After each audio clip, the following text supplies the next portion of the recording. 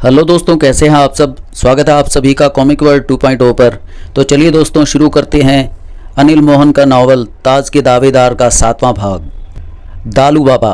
उम्र कितनी नहीं मालूम। 150 बरस से उसे देखने वाले वैसे का वैसा ही देख रहे थे। देखने में 50 बरस से ज़्यादा का नहीं लगता था। स्वस्थ शरीर, सिर पर छोटे छोटे बाल, होठों पर मूछें, कोई भी बाल सफ़ेद नहीं, चौड़े कंधे, घटा हुआ शरीर। करीब 6.25 फीट लंबा था दालू बाबा। इस वक्त दालू बाबा अपने गृह नीले पहाड़ के शयन कक्ष में था। बहुत ही खूबसूरत और बड़ा बेड था उसका। शहनील के कपड़ों में लिपटे तकियों का सहारा लेकर वो बेड पर अधलेटा सा था। इस वक्त उसकी सेवा में 4 बेहद खूबसूरत युवतियां मौजूद थीं, जिन्होंने बहुत कम कपड़े पहन रखे थे। 2 युवतियां उसकी टांगें दबा रही थीं और बाकी 2 उसके सिर के करीब बेड पर बैठी उसके साथ हंसी ठट्ठा कर रही थी। दालू बाबा के हाथ युवतियों के जिस्म पर छेड़छाड़ के इरादे से चल रही थी। ये दालू बाबा नगरी का सबसे ताकतवर व्यक्ति था। इसके यहाँ से आदेश निकलते हैं और तिलिस्मी नगरी के छोटे बड़े लोग सिर झुकाकर उन आदेशों को स्वीकार करते हैं। तभी कमरे में कोने में लगा छोटा सा घंटा बज उठा। चारों युवतियों की हरकत रुकी। दालू बाबा की निगाह फौरन घंटे की तरफ उठी, जिसकी जंजीर दीवार के पास ही दूसरी तरफ कहीं जा रही थी। उसके खास लोगों में से किसी को मुलाकात करनी हो तब ये घंटा बजाया जाता था, और मुलाकात करने वाले ये भी जानते थे कि दालू बाबा शयन कक्ष में होता है तो तब किसी से भी मिलना उसे पसंद नहीं आता। इसका मतलब आने वाले के पास कोई ख़ास खबर है। दालू बाबा फ़ौरन बेड से उतरा और स्लीपर पहनते हुए बोला, तुम सब यहीं पर मेरा इंतज़ार करो। कहने के साथ ही वो तेज़ से चाल से आगे बढ़ता हुआ दीवार के पास पहुंचकर ठिठका और हाथ बढ़ाकर दीवार के एक हिस्से को दबाया तो सामने की दीवार एक तरफ सरक गई और रास्ता नज़र आने लगा। उस रास्ते से बाहर निकलकर दूसरी तरफ की दीवार का खास हिस्सा दबाया तो दीवार वापस सरक आई और वह रास्ता बंद हो गया। दालू बाबा आगे बढ़ गया। चेहरे पर किसी तरह का भाव नहीं था। आगे रास्ता मुड़ रहा था। दालू बाबा रास्ते के साथ मुड़ गया। कुछ आगे वो जाकर रास्ता बंद हो गया और सामने दीवार नजर आने लगी। दालू बाबा ने उस दीवार के खास हिस्से को दबाया तो बेआवाज़ दीवार एक तरफ खिसक गई और उससे पार रोशनी का तीव्र प्रकाश फैला नजर आने लगा। दालू बाबा उस रास्ते से बाहर निकला तो वो रास्ता बंद होता चला गया। दालू बाबा की निगाह हर तरफ घूमने लगी। रोशनियों से जगमग करता ये बहुत बड़ा हॉल था, जैसे कोई राजे महाराजे का दरबार हो। छत पर फानूस लटके जगमगा रहे थे और भी कई जगहों से रोशनियां फूट रही थीं। उस विशाल हॉल में शीशे कुछ इस तरह लगा रखे थे कि वो आती रोशनी को दोगुना करके वापस भेज रहे थे। वहां का जर्रा जर्रा चमक रहा था। विशाल हॉल के बीच करीब 15 गोल थंब थे जो कि 6-6 फीट व्यास के थे। फर्श पर हर जगह गद्देदार कालीन ही बिछे नजर आ रहे थे। एक तरफ 5 फीट ऊंचा चबूतरा बना हुआ था जो कि काले कालीन से ढका हुआ था और उस पर सिंहासन जैसी बेहद खूबसूरत कुर्सी पड़ी थी, जिस पर हीरे जवाहरात लगे थे, तीव्रता से चमक रहे थे। दालू बाबा आगे बढ़ा और 8 छोटी छोटी सीढ़ियां तय करके चबूतरे पर पहुंचा और सिंहासन नुमा कुर्सी पर जा बैठा। उसके सामने करीब 10 कुर्सियां मौजूद थीं, जिस पर 3 व्यक्ति मौजूद थे, परंतु उसके वहां प्रवेश करते ही वो खड़े हो गए थे। उनमें से 2 तो दालू बाबा के कामों की देखरेख वाले व्यक्ति थे और उनके बीच गीतलाल मौजूद था, जो कि दालू बाबा के सिंहासन पर पहुंचते ही सिर झुकाकर बोला, दालू बाबा की सेवा में गीतलाल हाजिर है। दालू बाबा ने गहरी निगाहों से गीतलाल को देखा। कहो गीतलाल, ऐसी क्या बात हो गई जो तुम यहाँ आए? दालू बाबा ने संयत स्वर में कहा। दालू बाबा, बहुत ही खास और अजीब बात देखी। गीतलाल आदर भरे स्वर में बोला। क्या? मैंने देवी को देखा, गीतलाल ने कहा। दालू बाबा बुरी तरह चौंका। किसे? देवी को? दालू बाबा के होठों से निकला। हाँ, हमारी तिलिस्मी नगरी की देवी। क्या बकवास करते हो गीतलाल? दालू बाबा हत्थे से उकड़ता नजर आता दिखाई देने लगा। देवी को तुमने कहाँ देख लिया? अभी तो उसकी वापसी का वक्त भी नहीं हुआ। मैंने देवी को देखा है दालू बाबा, गीतलाल हाथ जोड़कर पुनः कह उठा। देवी के आने का जो वक्त लिखा हुआ है वो वक्त अभी नहीं आया। दालू बाबा अपने पर काबू पाता कह उठा। तुम इस वक्त गलत फहमी के दौर में से गुजर रहे हो गीतलाल। 2 पल खामोश रहकर गीतलाल पुनः पहले जैसे स्वर में कह उठा। दालू बाबा, मेरी बात पर यकीन कीजिए। इस बार गीतलाल के शब्द सुनकर दालू बाबा की आंखें सिकुड़ी। चेहरे के भाव फिर बनने बिगड़ने लगे। निगाहें गीतलाल पर ही रहीं। नहीं, ये कैसे हो सकता है? असंभव। उसके लौटने का अभी समय है। बड़बड़ाहट रोककर दालू बाबा ने गीतलाल से कहा, तुम कैसे कह सकते हो जिसे तुमने देखा वो देवी ही है? देवी के बुत से उसका चेहरा हूबहू मिलता था दालू बाबा। दालू बाबा का सिर इनकार में हिला। देवी जैसा चेहरा बनाना किसी की चाल भी हो सकती है, और कोई बात? देवी के बुत पर पड़ी तिलिस्मी लकीरों वाली चादर हटा दी, गीतलाल बोला। दालू बाबा के चेहरे के भाव गुड़मुड़ हुए। फिर तो वो वहीं खड़े पांव जान गंवा बैठी होगी। दालू बाबा ने गीतलाल को घूरा। नहीं दालू बाबा, उसे कुछ नहीं हुआ, वह जिंदा रही। असंभव, तिलिस्मी लकीरों वाली चादर हटाने के बाद वो जिंदा नहीं रह सकती। मेरी बात का यकीन करें दालू बाबा। दालू बाबा के चेहरे पर सख्ती की परत चढ़ गई। जरूर यकीन करता अगर बात यकीन करने लायक होती। अपने बुत से तिलिस्मी चादर सिर्फ देवी ही हटाकर जिंदा रह सकती है, और तुम कहते हो कि वो जिंदा रही, जबकि लिखे समय के मुताबिक अभी देवी की वापसी का वक्त नहीं आया। गीतलाल खामोश रहा। अगर तुम हमारे खास आदमियों में ना होते तो मैं तुम्हारी इतनी भी बात नहीं सुनता। तुमने मेरा बहुत कीमती वक्त खराब किया है गीतलाल। दालू बाबा का स्वर गंभीर था। मैं क्षमा चाहता हूँ दालू बाबा। परंतु दालू बाबा तो बेचैनी के भंवर में घूम रहा था। तो उसने, जिसे तुम देवी कह रहे हो, बुत से लकीरों वाली चादर उतारी और उसे कुछ नहीं हुआ? दालू बाबा अपने एक एक शब्द को चबाकर सिर हिलाते कह उठा। जी हाँ। तुम पास थे उसके तब? जी हाँ। अगर तुम्हारी बात झूठ या गलत निकली तो अंजाम जानते हो? हाँ दालू बाबा, मैं इस वक्त अच्छी तरह जानता हूँ कि मैं दालू बाबा से बात कर रहा हूँ। दालू बाबा का हाथ उठा और अंगूठे से अपनी आंख मसलने लगा। उसने कहा कि वो देवी है? नहीं, गीतलाल ने इनकार में सिर हिलाया। बल्कि मैं खुद हैरान था उसके सवालों पर, क्योंकि जो सवाल वो पूछ रही थी उसका जवाब तो देवी के पास होना चाहिए। फिर तुम कैसे कह सकते हो कि वो देवी है? क्योंकि देखने में हूबहू देवी ही है, और बुत से तिलिस्मी लकीरों वाली चादर उतारने पर उसे कुछ नहीं हुआ, तो मैं ये खबर आपको देने आ पहुंचा। गीतलाल ने गंभीर स्वर में कहा। हो सकता है मुझे गलती लगी हो, वो देवी ना हो, परंतु अब सोचता हूँ तो वो देवी ही महसूस होती है। दालू बाबा पुनः अंगूठे से आंख मसलने लगा। अब वो कहाँ है? मैंने उसे तिलिस्म में डाल दिया है। दालू बाबा ने आंखें सिकोड़कर उसे देखा। अगर तुम्हें लगा कि वो देवी है तो तुमने उसे तिलिस्म में क्यों भेजा? दो वजह हैं उसे। मैंने सोचा अगर वो देवी है तो ऐसे सवाल क्यों पूछ रही है जिसका जवाब उसके पास होना चाहिए। दूसरी वजह ये रही कि शरीर की महक से मैंने ये महसूस कर लिया कि वो मनुष्य है, पृथ्वी की वासी है, और आपका सख्त आदेश है कि अगर कोई मनुष्य आ जाए तो उसे तिलिस्म में भेज दिया जाए। दालू बाबा सोचते हुए व्याकुलता के अंदाज में गीतलाल को देखता रहा। किस दिशा में उसे तिलिस्म में भेजा? दालू बाबा ने पूछा। उत्तर दिशा से। वो जिसका चेहरा देवी से मिलता था वो मुझे अपने ही महल में मिली, जो खंडर बन चुका था, और उसके पीछे जो कुआं तिलिस्मी नक्शे में ले रखा है उसी कुएं के रास्ते उसे तिलिस्म में भेजा। लेकिन अब कभी कभार महसूस होने लगता है कि वो असल में देवी ही होगी। दालू बाबा ने पुनः अंगूठे से आंख मली।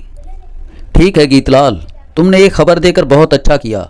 सच झूठ को हम परख लेंगे, फिर ज़रूरत पड़ी तो तुम्हें याद करेंगे। इसके साथ ही दालू बाबा ने उसके साथ खड़े दोनों व्यक्तियों से कहा, खाना पानी के बाद इसे बाहर तक छोड़ दिया जाए। जी।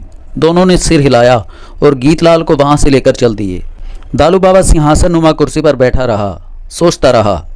जब वो यहाँ आया था तो मन दिमाग शांत था, परंतु गीतलाल की बातों से दिलो दिमाग अशांत हो चुका था।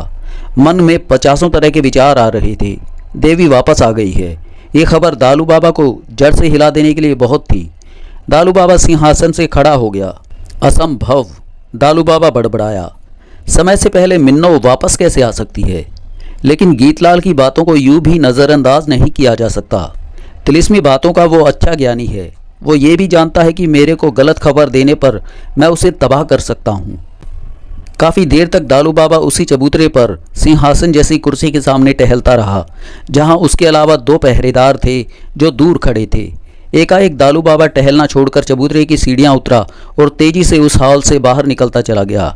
अपने शयन कक्ष की तरफ नहीं, दूसरी राह पर। रास्ते में कई पहरेदार खड़े मिले जो उसके सामने से गुजरने पर सिर झुका रहे थे। दालू बाबा एक ऐसे दरवाजे के सामने रुका जिसका रंग स्याह काला था और वो 2 पल्लों वाला दरवाज़ा था।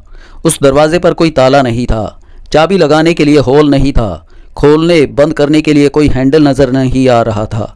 दालू बाबा की आंखों में व्याकुलता भरी पड़ी थी। दरवाजे के बाहर खड़े होकर आंखें बंद करने के पश्चात उसके होंठ हिलने लगे, जैसे किसी मंत्र का उच्चारण कर रहा हो, लेकिन होठों से कोई आवाज़ नहीं निकल रही थी।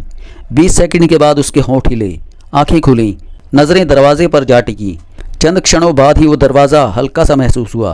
फिर उसके पल्ले धीरे धीरे खुलने लगे। देखते ही देखते पल्ले पूरे खुल गए। दालू बाबा ने दोनों हाथ जोड़कर खुले दरवाजे को सिर झुकाकर नमस्कार किया। फिर पाँव में पहने स्लीपर उतारकर भीतर प्रवेश कर गया। 2 कदम भीतर जाकर वो पलटा और दरवाजे की तरफ मुंह करके होठों ही होठों में कुछ बुदबुदाया तो दरवाजे के पल्ले बंद होते चले गए। दालू बाबा की नज़र उस छोटे से कमरे में दौड़ने लगी जो 10 फीट चौड़ा और 8 फीट लंबा था। कमरे में कोई खिड़की दरवाज़ा नहीं था, परंतु फ्रेश हवा वहाँ मौजूद थी। कमरे में नीला सा मध्यम प्रकाश फैला हुआ था। बीचों बीच टेबल और कुर्सी मौजूद थी। टेबल पर बहुत मोटी किताब पड़ी नज़र आ रही थी। इसके अलावा टेबल पर कुछ नहीं था।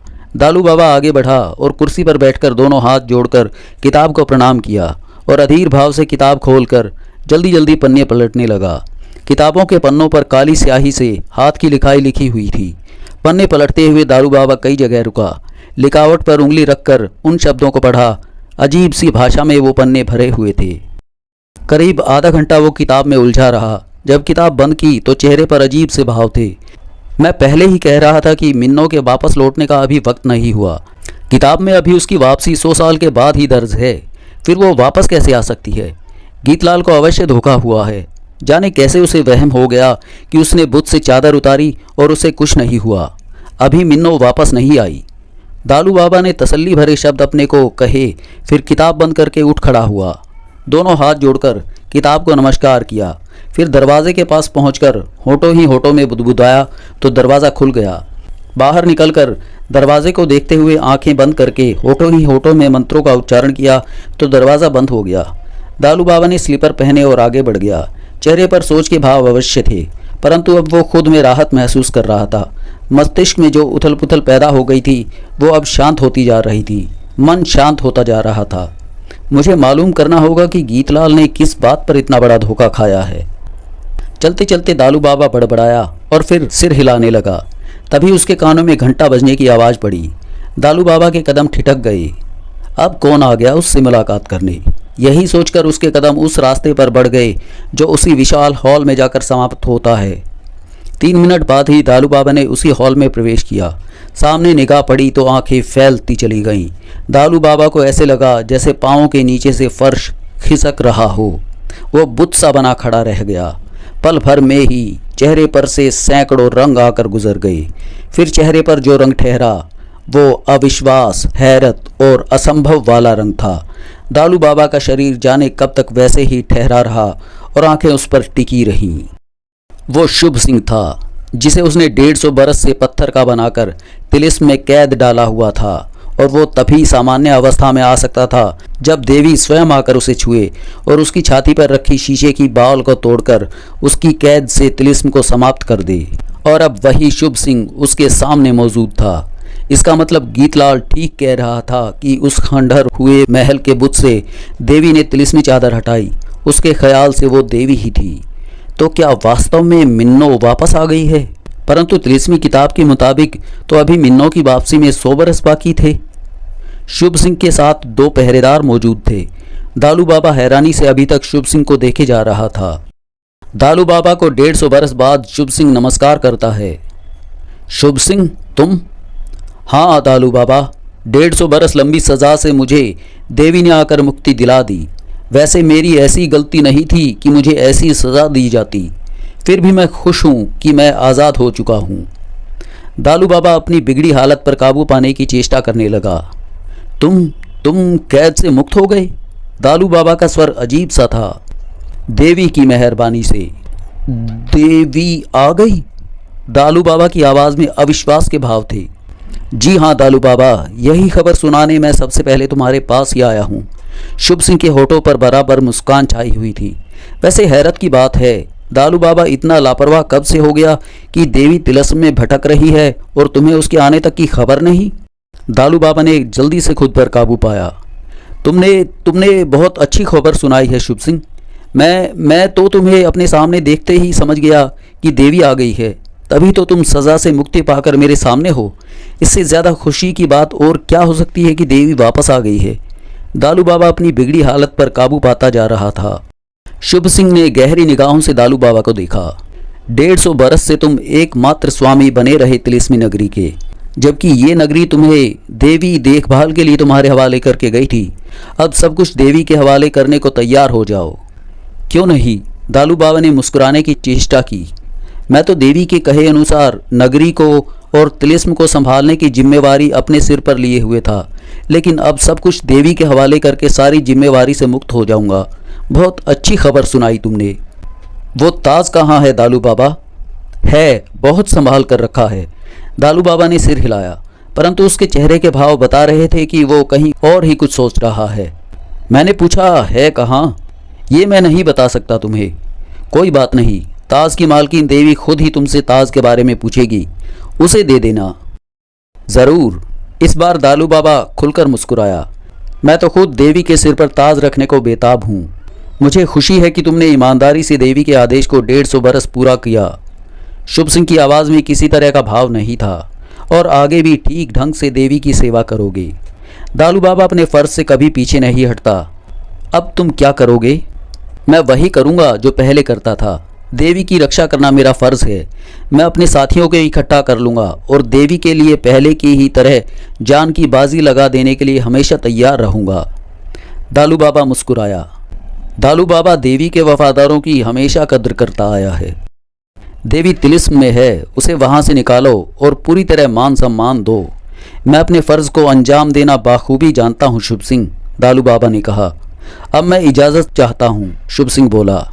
दालू बाबा ने अपने दोनों पहरेदारों को इशारा किया तो वो शुभ सिंह को लेकर चले गए। नामुमकिन, असंभव, दालू बाबा परेशान सा बड़बड़ा उठा। तिलिस्मी किताब कहती है कि देवी के आने में अभी 100 बरस बाकी हैं, तो फिर देवी समय से पहले कैसे आ पहुंची? यकीन नहीं आता। शुभ सिंह को सामने पाकर भी मन देवी के आगमन पर यकीन नहीं करने देता। गणना में कहाँ कमी रह गई? पहले मैं खुद विश्वास करूंगा कि वास्तव में देवी ही है या वो कोई धोखा है। दालू बाबा एक ऐसे कमरे में पहुंचा जहां का फर्श चांदी की तरह चमक रहा था। कमरे में कहीं कोई प्रकार रोशन नहीं था, परंतु वहां चांदी की तरह चमकती रोशनी फर्श से निकल रही थी। कमरे की दीवारें सफ़ेद होने की वजह से उस रोशनी का असर इस हद तक बढ़ा हुआ था कि महसूस होता था जैसे चंद्रमा ने अपनी पूरी रोशनी कमरे में ही फैला रखी हो। कमरे के बीचों बीच फर्श पर ही आसन बिछा था। आसन के सामने चौड़ी सी चांदी की चौकी पड़ी थी जो शीशे की तरह चमक रही थी। कमरे के कोने में चांदी की मीडियम साइज की पेटी थी। दालू बाबा उस चांदी की पेटी के पास पहुंचा और स्लीपर उतारकर दाएं हाथ की तर्जनी उंगली से पेटी के चारों कोनों को छुआ। फिर हाथ जोड़कर आंखें बंद किए ऊंचे ऊंचे स्वर में अजीब सी भाषा में बड़बड़ाने लगा, जैसे किसी मंत्र का उच्चारण रहा हो। मिनट भर बाद वो रुका, होंठ बंद किए, फिर चांदी की पेटी को देखा। देखते ही देखते उसका ऊपर का ढक्कन ऊपर उठकर चला गया और फिर हवा में स्थिर हो गया। उसी पल ही कमरे में फैला प्रकाश गायब हो गया और पेटी में मौजूद आधे फीट व्यास की चमकती बॉल नजर आई, जिसमें से निकलने वाली रोशनी कमरे में मध्यम सा प्रकाश फैला रही थी। दालू बाबा ने बाल को दोनों हाथ जोड़कर नमस्कार किया, फिर दोनों हाथ बढ़ाकर बॉल को उठाया और उसने वहां मौजूद चौकी पर लाकर रख दिया और खुद नीचे बिछे आसन पर बैठ गया। बॉल से निकलने वाली मध्यम सी रोशनी में वह कमरा अजीब सा लग रहा था। दालू बाबा आसन की मुद्रा में बैठा आंखें बंद किए बड़बड़ाने लगा। वक्त बीतने के साथ साथ कमरे में लहसुन और लोबान की महक महसूस होने लगी। फिर धूप और अगरबत्ती जैसी खुशबू के साथ कमरे में धुआं सा महसूस होने लगा। पल प्रतिपल वो धुआं बढ़ता ही जा रहा था और 2 मिनट में ही ऐसा लगने लगा जैसे कमरे में धुंध ही धुंध भर गई हो। धुंध के गहरेपन में वो बॉल किसी तारे की तरह चमकती महसूस हो रही थी। दालू बाबा ने आंखें खोली। निगाह एकमात्र चमकती नजर आती बॉल पर जा टिकी। इस वक्त उसकी आंखों में अजीब सा तेज महसूस हो रहा था। उसके देखते ही देखते बॉल धीमे धीमे घूमने लगी। दालू बाबा की निगाह उस पर टिकी रही। धुंध में डूबी बॉल का घूमना अजीब सा लग रहा था।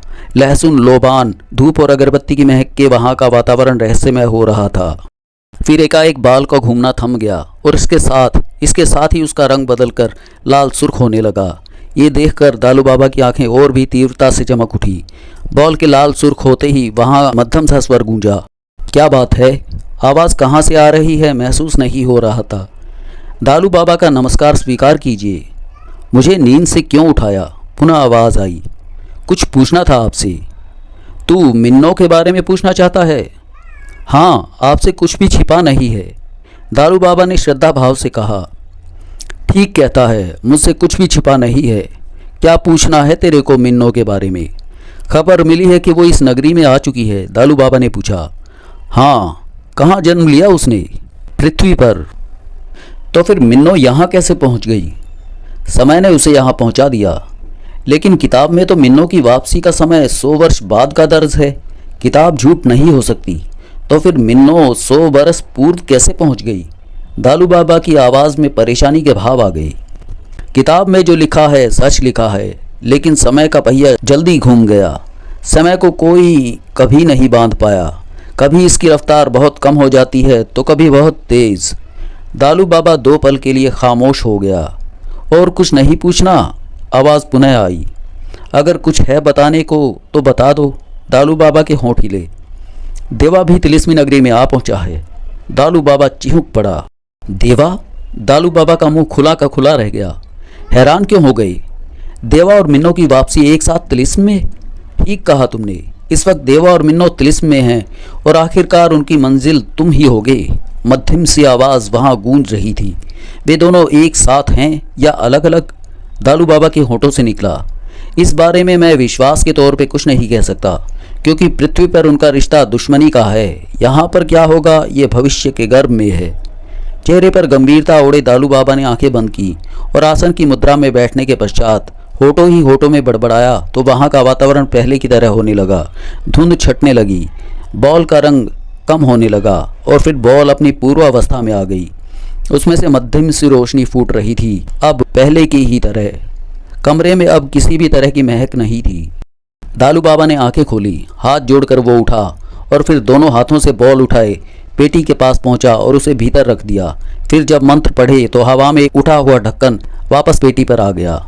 दालू बाबा ने स्लीपर पहने और कमरे से बाहर निकलकर दरवाजे को छुआ तो दरवाज़ा खुद ब खुद ही बंद होता चला गया। पलटकर दालू बाबा आगे बढ़ गया। चेहरे पर परेशानी और व्याकुलता स्पष्ट नजर आ रही थी। रह रहकर वो क्रोध में नजर आने लगता। रास्ते में मिलने वाले पहरेदार उसके सामने से गुजरने पर सर झुका देते थे। दालू बाबा जिस कमरे में पहुंचा वो सामान्य साइज का खूबसूरत कमरा था। भीतर प्रवेश करते ही उसने एक तरफ लटकती जंजीर खींची तो दूर घंटा बजने की आवाज़ आई। उसके बाद दालू बाबा सोफे पर बैठ गया, परंतु व्याकुलता उसके सिर पर सवार थी। आधे मिनट से कम समय में 40 बरस का स्वस्थ व्यक्ति वहां पहुंचा। आपने याद किया दालू बाबा? उसने आदर भाव में पूछा। हरी सिंह। दालू बाबा ने उसे देखा। हर तरफ सब ठीक है? सब ठीक है। तिलिस्म को देखो, मुझे लगता है वहाँ कोई आया है। दालू बाबा ने कहा। आने वालों के चेहरे देवा और मिन्नो से मिलते हैं। देखो इस वक्त वो कहाँ हैं? जी मैं अभी तिलिस्म में जाता हूँ, हरी सिंह बोला। और किसी के साथ गुलाब लाल और सोमनाथ तक संदेश भिजवा दो कि वे फौरन आए। गंभीर विषय पर बात करनी है। कहते हुए दालू बाबा के होंठ भिज गए। हरी सिंह ने सिर हिलाया। मैं अभी किसी को भेजता हूँ। दालू बाबा ने हाथ हिलाया तो हरी सिंह बाहर निकल गया। उसके जाने के बाद दालू बाबा उठा और पीठ पर हाथ बांधे चहलकदमी करने लगा। उसके चेहरे पर परेशानी ऐसी छाई थी कि छटने का नाम नहीं ले रही थी। देवा मिन्नो दोनों आ गए? दालू बाबा बड़बड़ाया। जिस वक्त ने 100 वर्ष के बाद आना था वो पहले आ गया और मैं निश्चिंत था कि अभी 100 बरस पड़े हैं। वही कमरा था। 2.5 घंटे बाद का वक्त था। दालू बाबा, गुलाबलाल और सोमनाथ सामने आकर बैठे थे। कुछ पल पूर्व ही वे दोनों आकर दालू बाबा से मिले और सोफा कुर्सी पर बैठ गए थे। दालू बाबा के चेहरे पर व्याकुलता और परेशानी नाच रही थी। तभी गुलाबलाल बोला, मैं तुमसे खुद ही मिलने की सोच रहा था दालू बाबा। गुलाबलाल ने कहा। क्यों? दालू बाबा की निगाह गुलाबलाल पर गई। तुम तो जानते ही हो तिलिस्म की सारी देखभाल और जिम्मेवारी मुझ पर है। मेरे आदमी तिलिस्म में मौजूद हैं। गुलाबलाल ने सोच भरे स्वर में कहा। तिलिस्म में मौजूद मेरे खास आदमी अमरू ने तिलिस्म में भटकते एक ऐसे युवक और युवती को देखा जिसके चेहरे देवा और मिन्नो से मिलते हैं। दालू बाबा के चेहरे पर सख्ती सिमट आई। ये कब की बात है? 2-3 दिन हो गए और तुमने मुझे अभी तक खबर नहीं दी। दालू बाबा का सर गुस्से से भर उठा। अब भी तुम्हारे खबर देने का लहजा ऐसा है कि तुमने तिलिस्म में जाकर इस बात की तस्दीक नहीं की हो? हाँ, मैंने अमरू की बात को सच नहीं माना है। मुझे पूरा विश्वास है कि वो किसी धोखे में है। वैसे भी मैं अपने कामों में बहुत व्यस्त था, इसलिए इस बात की सत्यता की जांच करने तिलिस्म में नहीं जा सका। दालू बाबा खा जाने वाली निगाहों से गुलाबलाल को देखता रहा। तुम बहुत लापरवाह हो गए हो। मैंने कोई लापरवाही नहीं की, गुलाबलाल बोला। मिन्नो के वापस आने में अभी 100 बरस बाकी हैं। ऐसे में अमरू की बात को मैं सच कैसे मान सकता हूँ। दालू बाबा का चेहरा जल रहा था। अमरू ने मुलाकात की उसके साथ? हाँ। क्या मुलाकात हुई? पहले उसके कहे मुताबिक वो मिन्नो से मिला और उसे गहरे तिलिस्म में भेज दिया। इसके बाद वो देवा से मिला और अमरू ने देवा को भी गहरे तिलिस्म में भेज दिया, जहाँ से वे बच नहीं सकते, और खूब दोनों को एक ही नाव में सवार करा दिया ताकि उनकी मुलाकात हो जाए। तुम जानते हो कि अधिकतर तिलिस्म उन दोनों के नाम से बंधा हुआ, कोई अकेला उन्हें नहीं तोड़ सकता। अगर दोनों मिल गए तो सोचो क्या हो सकता है। सारा तिलिस्म टूट कर बिखर सकता है। और उसके बाद तभी खामोश बैठा सोमनाथ बोला, दालू बाबा, तुम तो ऐसे कह रहे हो जैसे देवा और मिन्नो वास्तव में तिलिस्म में आ गए हों। मेरे ख्याल में किसी की शरारत है और इस शरारत को हम आसानी से स्पष्ट कर सकते हैं।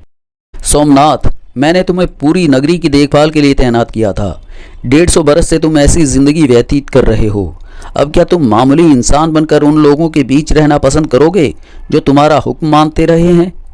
सोमनाथ ने अजीब सी निगाहों से दालू बाबा को देखा। गुलाबलाल के चेहरे पर भी उलझन उभरी। दालू बाबा, तुम्हें जो भी कहना है स्पष्ट कहो, सोमनाथ बोला। मिन्नो और देवा तिलिस्म में मौजूद हैं। दालू बाबा के इन शब्दों पर दोनों चिहुक कर उछल पड़े। दालू बाबा गुस्से के सागर में डूबा नजर आ रहा था। मैंने तुम्हें हमारे तिलिस्म की देखभाल की जिम्मेदारी दी थी और वहाँ कोई पहुँचा है या नहीं तुम्हें इस बात की खबर तक नहीं। अमरू ने तुम्हें खबर दी तो तुमने इतनी बड़ी बात को गंभीरता से नहीं लिया। सच बात तो ये है दालू बाबा, गुलाबलाल के चेहरे पर अविश्वास के भाव थे। मुझे तो तुम्हारी बात पर भी यकीन नहीं आ रहा, क्योंकि उस किताब के हिसाब से मिन्नो के वापस आने में अभी 100 बरस बाकी हैं। ऐसे में मिन्नो इस वक्त तिलिस्म में कैसे मौजूद हो सकती है? तो क्या मेरा कहना गलत है? दालू बाबा की आंखों में मौत से भरी चमक दौड़ी। मैं ये नहीं कहता, लेकिन विश्वास तो नहीं होता। कहते कहते गुलाबलाल के चेहरे पर अजीब से भाव आ गए। ओ, अमरू की बात को गंभीरता से ना लेकर शायद मैं गलती कर चुका हूँ। अमरू ने बताया था कि तिलिस्म में उसने देवी की मूर्ति पर पड़ी तिलिस्मी लकीरों वाली चादर उतारी थी और उसे कुछ नहीं हुआ, जबकि तिलिस्मी लकीरों वाली चादर सिर्फ मिन्नो ही उतार कर जिंदा बची रह सकती है। ये बात तो मैंने तिलिस्मी किताब में पढ़ी थी। ओ दालू बाबा, तुम अवश्य सच कह रहे हो। मिन्नो तिलिस्म में आ चुकी है। वो 100 बरस पहले आ गई है। इसका मतलब देवा भी तिलिस्म में मौजूद है। सोमनाथ इन शब्दों पर एकाएक व्याकुल हो उठा। ये तो गजब की बात हो गई। मिन्नो की वापसी के बारे में सुनकर सोमनाथ बोला, शुभ सिंह आया था कुछ घंटे पहले। दालू बाबा ने दांत भींचकर कहा। शुभ सिंह? कौन शुभ सिंह? दालू बाबा ने सख्त निगाहों से दोनों को देखा। तो अब तुम दोनों शुभ सिंह को भूल गए? मैं उस शुभ सिंह की बात कर रहा हूँ जो मिन्नो का खास लड़ाका होता था। नील सिंह और परसू तो लड़ाई में मारे गए थे, परंतु शुभ सिंह बचा रह गया था। शुभ सिंह हमारे आगे के कामों में अड़चन ना बने, इसीलिए उसे झूठे मामले में फंसाकर सज़ा के तौर पर उसे पत्थर का बनाकर मिन्नो के नाम का तिलिस्म पढ़ दिया गया था कि वही उसे सज़ा से मुक्ति दिला सकती है। और जहां कैद में शुभ सिंह मौजूद था, मिन्नो वहां जा पहुंची और शुभ सिंह कैद से आज़ाद होकर पूर्व स्थिति में आ गया। वो अपने सलामत होने की खबर देने मुझे आया था और कह रहा था कि वो अपने पहले के साथियों को इकट्ठा करेगा। शुभ सिंह कभी भी मिन्नो के साथ मिलकर हमारे खिलाफ उठ सकता है। गुलाबलाल और सोमनाथ स्पष्ट तौर पर परेशान नजर आ रहे थे। तिलिस्म में मिन्नो का शुभ सिंह के कैद खाने में पहुंच जाने का मतलब है कि वो तिलिस्म के कई ताले तोड़कर वहां तक पहुंची है। ये बात हमारे लिए खतरे वाली है। तुम ठीक कहते हो दालू बाबा, गुलाबलाल ने पहलू बदला। लेकिन मिन्नो 100 बरस पहले कैसे आ गई? मैंने तिलिस्मी बाल से महसूस की थी ये बात। तो क्या जवाब मिला? सोमनाथ ने पूछा। बॉल का कहना है कि समय ज़्यादा तेज़ी से घुमा है। मिन्नो अपने वक्त पर ही आई है, लेकिन तिलिस्मी बॉल ये नहीं बता पाई कि आने वाले वक्त में क्या होगा। मिन्नो की वापसी क्या रंग लाएगी? दालू बाबा ने चिंतित निगाहों से दोनों को देखा। लेकिन हम हाथ पर हाथ रखे आने वाले वक्त का इंतज़ार नहीं कर सकते। लेकिन एक बात मेरी समझ से बाहर है, सोमनाथ कह उठा। मिन्नो पृथ्वीवासी है तो पाताल नगरी में कैसे आ पहुंची? कोई भी सामान्य मनुष्य हम तक नहीं पहुंच सकता। गुलाबलाल धीमे स्वर में बोला। खबर के मुताबिक और भी कई मनुष्य पाताल में आ पहुंचे हैं, परंतु उन्हें कैद करके मेरे हवाले कर दिया गया था। व्यस्त होने की वजह से उनसे मिलने की मैंने ज़रूरत महसूस नहीं की और आदेश दे दिया उन्हें सेवकों के कार्य पर लगा दिया जाए। हो सकता है वे मनुष्य देव या मिन्नो के साथ आए हों।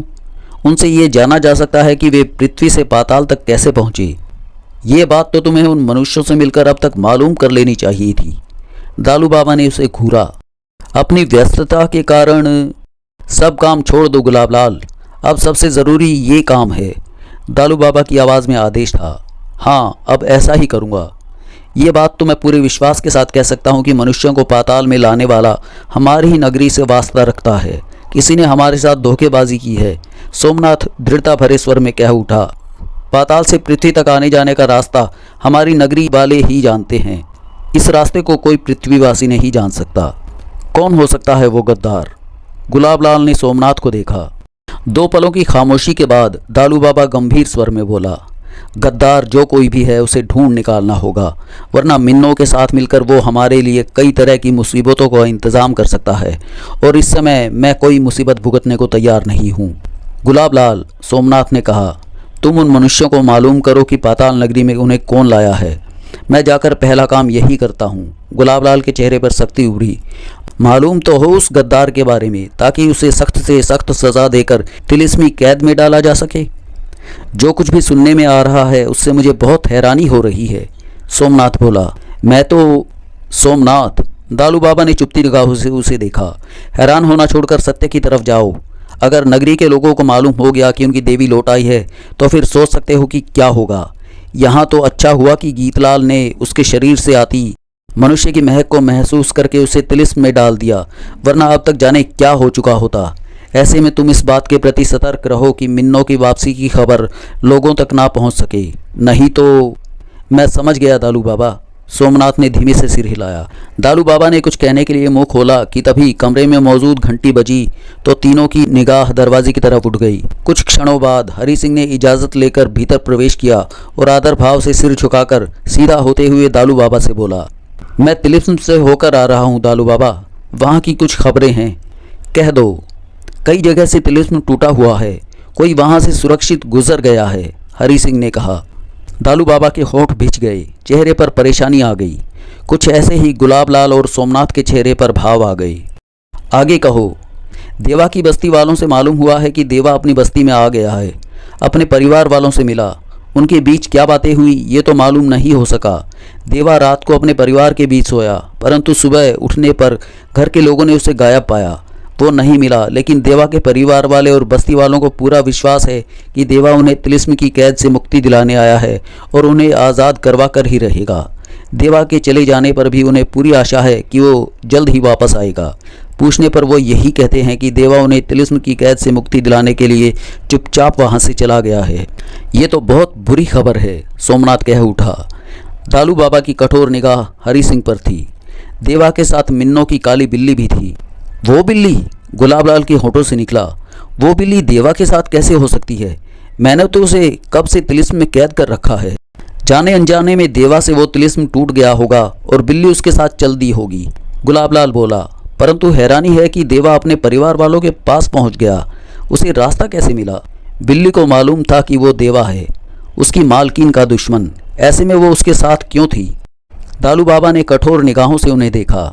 इसका एक ही मतलब निकलता है, दालू बाबा ने परेशान स्वर में कहा। क्या? तिलिस्म का सारा नक्शा मिन्नों ने बनाया था और मैंने नक्शे को देखकर ही तिलिस्म का निर्माण कर दिया। मैं यही सोचता रहा कि मैं सारे तिलिस्म से वाकिफ़ हूँ और तिलिस्म के सब रास्तों की वो किताब मेरे पास है, लेकिन मेरी जानकारी में आए बिना मिन्नों ने तिलिस्म में अवश्य कुछ परिवर्तन किए होंगे। तभी तो मिन्नों की काली बिल्ली देवा के साथ थी। लेकिन ये परिवर्तन कैसे हो सकते हैं? यकीनन मिन्नों ने किए होंगे। आखिर है तो वो तिलिस्म की मालकिन ही, कुछ भी कर सकती है। इस बात से स्पष्ट है कि तिलिस्म में ऐसे और भी कई परिवर्तन होंगे जिनके बारे में मुझे मालूम नहीं और मालूम किया भी नहीं जा सकता। तिलिस्म से छेड़छाड़ करना हमारे हक में किसी भी तरह से ठीक नहीं। खैर, ये बातें फिर भी हो सकती हैं। कहने के पश्चात दालू बाबा ने हरि सिंह को देखा। और कुछ कहना चाहते हो? हाँ दालू बाबा, तिलिस्म कई जगह से टूटा हुआ है, हरि सिंह बोला, जिसे आसानी से नहीं तोड़ा जा सकता। वहाँ से कई रास्ते अब सामान्य रास्ते बन चुके हैं। उस जगह से तिलिस्म को किसने तोड़ा, देवा या मिन्नों ने, कहा नहीं जा सकता। दालू बाबा के दांत भिज गए। और कुछ? अभी इतनी जानकारी ही पाकर लौटा हूँ। और जानकारी इकट्ठी करो। देखो तो सही कि देवा और मिन्नों कहाँ हैं, इकट्ठे हैं या अकेले हैं। वे दोनों इकट्ठे कैसे हो सकते हैं दालू बाबा? सोमनाथ के होठों से निकला। वे दोनों एक दूसरे के खून के प्यासे थे और खून के प्यासे रहेंगे। उनमें भला दोस्ती कैसी? दालू बाबा की निगाह सोमनाथ पर गई। मिन्नो की काली बिल्ली देवा के साथ हो सकती है तो मिन्नो देवा के साथ क्यों नहीं हो सकती? यहाँ सब उन्हीं परिवर्तनों का नतीजा है जो यकीनन मिन्नो ने मेरी जानकारी में आए बिना। दालू बाबा, गुलाबलाल गंभीर स्वर में बोला, हो सकता है तिलिस्म में ये परिवर्तन ना किए हों और किसी ने तिलिस्म में घुसपैठ करके ये बदलाव कर दिया हो। कोई और? भला ऐसा करने की हिम्मत और किसकी हो सकती है? दालू बाबा के माथे पर बल पड़े। मुद्रानाथ को तुम भूल रहे हो दालू बाबा। दालू बाबा के दांत भिज गए। तिलिस्म विद्या में मुद्रानाथ का कोई मुकाबला नहीं, जिस तरह की तुम्हारा कोई मुकाबला नहीं और मुद्रानाथ हमारी कैद में भी नहीं आया। वो अभी तक आज़ाद है। कितनी कोशिशों के बाद भी हम उसे नहीं ढूंढ सके। उसके पास इतनी ताकत है कि वो तिलिस्म में घुसपैठ कर सके। गुलाबलाल ने कहा। सोमनाथ ने तुरंत कहा, गुलाबलाल की बात ठीक लगती है मुझे। मुद्रानाथ मिन्नो का बाप है और वो नहीं चाहेगा कि मिन्नो और देवा के बीच दोबारा झगड़ा हो। मुद्रानाथ हमसे छिपकर तिलिस्म में अपनी विद्या के दम पर ऐसे परिवर्तन कर सकता है कि देवा और मिन्नो दुश्मन के रूप में एक दूसरे के सामने ना पड़ें। और फिर मिन्नो की बहन बेला भी तो कम नहीं तिलिस्मी विद्या में, वो भी हमारी पकड़ में नहीं आ सकी। बाप बेटी मिलकर हमारे खिलाफ कोई भी साजिश को अंजाम दे सकते हैं। दालू बाबा ने गंभीर परेशान निगाहों से हरि सिंह को देखा। जाओ और मालूमात हासिल करो। हरि सिंह ने आदर भाव से सिर हिलाया और पटक कर बाहर निकल गया। तीनों ने एक दूसरे को देखा। वहाँ छाई चुप्पी जैसे तीनों को ही परेशान कर रही थी। दालू बाबा होठों ही होठों में कुछ बुदबुदाया तो तभी उसके पास हुक्का नजर आया। दालू बाबा ने हुक्के की पाइप मुंह में डाली और गुड़गुड़ाने के बाद व्याकुल भाव से दोनों को देखने लगा। गुलाबलाल, सोमनाथ, दालू बाबा बोला, हमें एक बार आने वाले हालातों पर गौर कर लेना चाहिए। कैसे हालात? अगर मिन्नो पर वक्त रहते काबू ना पाया गया तो क्या हो सकता है? बातें कड़वी अवश्य हैं, लेकिन इस बात पर बात करना ज़रूरी हो गया है ताकि मिन्नो की वापसी को हम गंभीरता से लें। दालू बाबा ने आंख मली, हुक्का गुड़गुड़ाया और गुलाबलाल सोमनाथ को देखा। दोनों की गंभीर निगाह दालू बाबा पर थी। आज से 150 बरस पहले मैं देवी मिन्नो का सलाहकार था। सिर झुकाए मिन्नो की सेवा में खड़े रहना, उसने बातें पूछनी तो मैंने सलाह देनी। हर समय सिर पर डर सवार है ताकि मुंह से कोई गलत सलाह ना निकल जाए। दालू बाबा ने पुनः हुक्का गुड़गुड़ाया। गुलाबलाल और सोमनाथ ने सिर हिलाया। और गुलाबलाल, तुम देवी यानी मिन्नो के कामों का लेखा जोखा रखते थे कि मिन्नो ने कब कहाँ जाना है और उसे आने वाले दिनों में किससे मिलना है। मुलाकातों का सारा इंतजाम करना और कभी इतना व्यस्त रहना कि रात भर जागना पड़ता। गुलाबलाल ने पुनः सिर हिलाया। और सोमनाथ, तुम देवी यानी कि मिन्नो के महलों का रखरखाव और कहीं जाने के लिए सवारी को हर समय तैयार और चाक चौबंद रखना, घोड़ा गाड़ी हर समय तैयार रखे जाएं, महलों का सारे सिस्टम सुचारू रूप से चलाने का काम तुम्हारे हवाले था। और मिन्नो के गुस्से की वजह से सारा काम तुम्हें वक्त से पहले तैयार रखना पड़ता था। और आज तुम पूरी नगरी की देखभाल करते हो और ठाठ से रहते हो। मेरे अलावा कोई तुमसे पूछने वाला नहीं है और मेरी पूछताछ कभी भी कठोर नहीं रही, क्योंकि मैं खाने और खिलाने में यकीन रखता हूँ। मौज लो, जिंदगी बिताओ। ठीक बोला मैंने? सोमनाथ का सिर सहमति से हिला। हाँ। दालू बाबा ने गुलाबलाल को देखा। पूरी तिलिस्म की देखभाल मैंने तुम्हारे हवाले कर रखी है। कहीं भी आओ जाओ, कोई टोकने वाला नहीं। 150 बरस से तो मौज भरी जिंदगी बिता रहे हो। अब तुम्हें देवी यानी कि मिन्नो के कामों का ध्यान रखने के लिए भागदौड़ नहीं करनी पड़ती। अपने मन के मालिक हो तुम। हाँ, गुलाबलाल ने बेचैनी से पहलू बदला। और मैं मिन्नो को सलाह देने के लिए अपने दिमाग को पागल नहीं करता फिरता। सारा कंट्रोल मेरे हाथ में है, तिलिस्म का भी और नगरी का भी। दालू बाबा ने गंभीर स्वर में कहा। अब क्या तुम लोग चाहते हो कि सब कुछ वापस मिन्नो को सौंपकर फिर से उसकी जी हजूरी में लग जाएं? नहीं, गुलाबलाल बेचैनी से कह उठा। अब वो काम मेरे से नहीं हो सकेंगे। मैं भी पहले की तरह मिन्नो की सेवा नहीं कर सकता, क्योंकि हमारी आदतें शान शौकत से रहने की आदी हो गई हैं। हमें हुक्म देने की आदत पड़ गई है, हुक्म सुनने की आदत जा चुकी है, जिसे कि हम फिर से नहीं अपना सकते। परंतु मिन्नो की वापसी का मतलब है कि हमें अपने सारे सुख आराम छोड़ने होंगे, और वो आ गई है। तो दोस्तों, ये था ताज के दावेदार का 7वां भाग। ताज के दावेदार का अगला भाग लेकर जल्द ही मैं आप लोगों के सामने फिर हाजिर होऊंगा। तब तक के लिए धन्यवाद।